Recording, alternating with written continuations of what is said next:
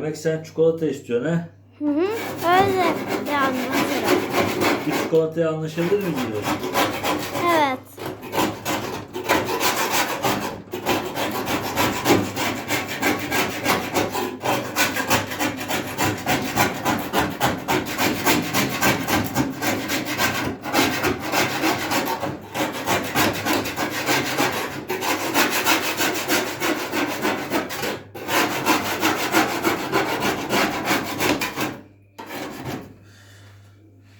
Enes oluyor mu sence oğlum?